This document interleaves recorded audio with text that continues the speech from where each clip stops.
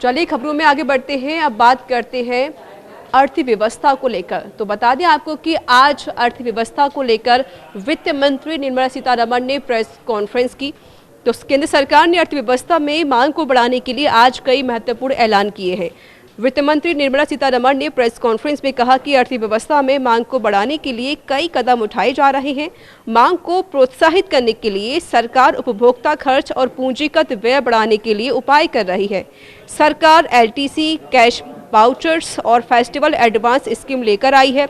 यात्रा अवकाश भत्ते का कैश वाउचर स्कीम सरकार लेकर आई है। इसके तहत सरकारी कर्मचारी को नकद वाउचर मिलेगा जिससे वो खर्च कर सकेंगे और इससे अर्थव्यवस्था में भी बढ़त होगी। इसका लाभ पीएसयू और सार्वजनिक बैंकों के कर्मचारियों को मिलेगा। एलटीसी के बदले नकद भुगतान जो कि डिजिटल होगा। इसके तहत ट्रेन या प्लेन के किराए का भुगतान भी होगा और वह टैक्स भी फ्री होगा। इसके कर्मचारियों का किराया और अन्य खर्च 3 गुना होना चाहिए और इसी तरह सामान या सेवाएं जीएसटी रजिस्टर्ड वेंडर से लेना होगा और भुगतान डिजिटल होना चाहिए। वित्त मंत्री ने बताया कि इससे केंद्र और राज्य कर्मचारियों के खर्च के द्वारा करीब 28,000 करोड़ रुपए मांग इकोनॉमी में पैदा होगी। कोविड-19 का इस महामारी का जो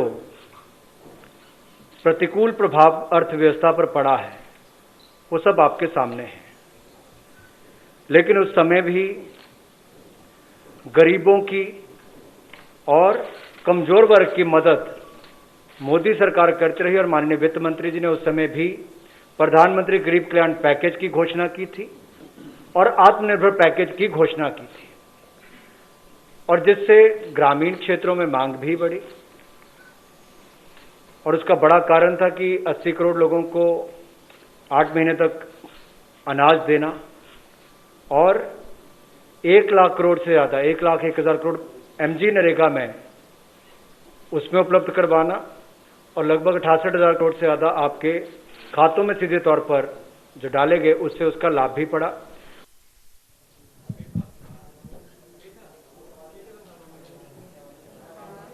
और हमारे साथ जुड़ चुके हैं इस पर अधिक बातचीत करने के लिए इकोनॉमी एक्सपर्ट राजेश सर। स्वागत है आपका न्यूज इंडिया में। नमस्कार राजेश जी, धन्यवाद। सर आपको मेरी आवाज मिल रही है? हाँ बिल्कुल क्लियर आ रही है जी। और सर जिस तरीके से अर्थव्यवस्था में सुधार करने के लिए जीएसटी को बढ़ाने के लिए लगातार सरकार हमेशा सजग रही है और इसी को लेकर आज वित्त मंत्री की प्रेस कॉन्फ्रेंस हुई जिसमें सरकारी कर्मचारियों को लाभ दिया गया।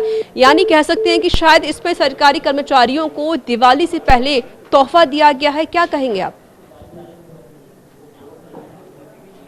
सर आपको मेरी आवाज मिल रही है? लगता है संपर्क टूट गया। फिर से जुड़ने की कोशिश करेंगे सर आपसे। तो बता दें आपको कि सरकार की तरफ से अर्थव्यवस्था को बढ़ाने के लिए प्रेस कॉन्फ्रेंस की गई।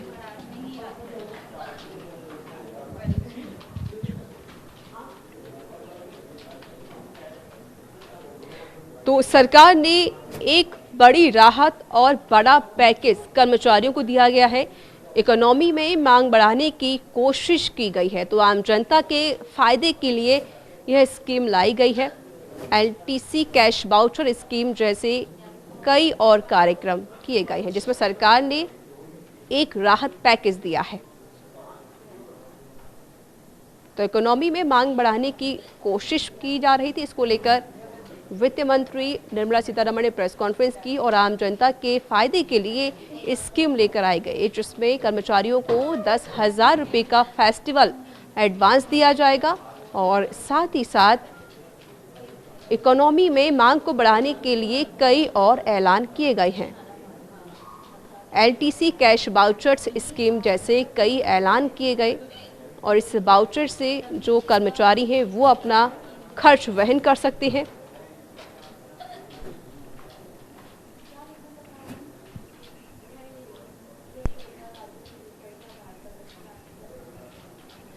और हमारे साथ जुड़ चुके हैं इकोनॉमी एक्सपर्ट राजेश्वर पैनोनी। सर स्वागत है आपका न्यूज इंडिया में।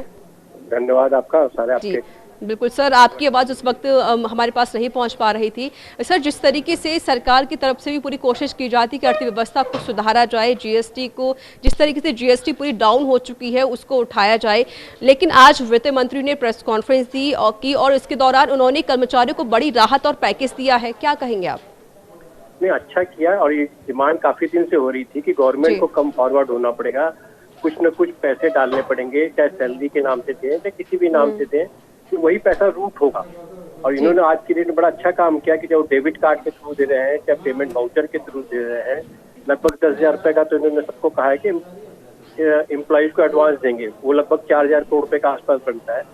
ऐसे कहा कि एलटीसी में थोड़ी सी कंडीशन डाल दी कि भाई कुछ तो उन्होंने जीएसटी फ्री कर दिया है, कुछ सर्विसेज जैसे रेल की और एयर की सर्विसेज होंगी, उसके अलावा जो भी आइटम खरीदना वो जीएसटी लगा करके है।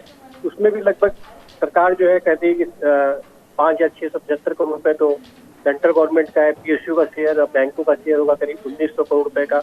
और सरकार ने साथ साथ कहा अगर यही सेम स्कीम जो है स्टेट गवर्नमेंट भी ऑप्ट करेगी तो 9,000 करोड़ रुपए से टोटल जो है सरकार का एस्टिमेट है कि 28,000 करोड़ रुपए जो है सरकार की किटी में सरकार के पास, सॉरी, जनता की किटी में आएंगे तो सर्कुलेट होंगे। 28,000 रुपए करोड़ सर्कुलेट होने का मतलब काफी अच्छी रेवेन्यू होती है। अगर हम 10-12% के हिसाब से मान ले कि 4 बार भी अगर ये सर्कुलेट हुई तो करीब 1 लाख करोड़ हो जाती है। 1 लाख करोड़ रुपए अगर 12% मारे तो लगभग 12,000 करोड़ रुपए जो है जीएसटी का एडिशनल कलेक्शन आने की संभावना अगर 4 बार भी रोटेशन होती है।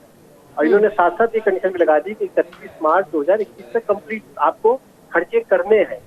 उससे भी फायदा ये है कि आपको इमीडिएटली ये पैसे जो आपके मेन इकोनॉमिक सर्कुलेशन में उसको लाना है।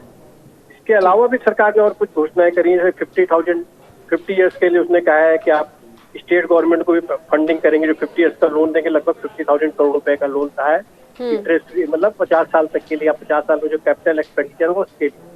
अगर वो एक्सपेंडिचर भी करती है सरकारें तो वो भी एडिशनल फंड आएगा। उसके अलावा सरकार ने कहा कि 25,000 करोड़ रुपए वो खुद भी खर्च करने जा रही है। इसके अलावा अगर हम की टोटल में बात करें तो लगभग 1,10,000 करोड़ रुपए के आसपास जो फंड है मार्केट में आने वाला, तो ये नेचुरली अच्छा पुष्ट करेगा और अच्छी इकोनॉमी आएगी।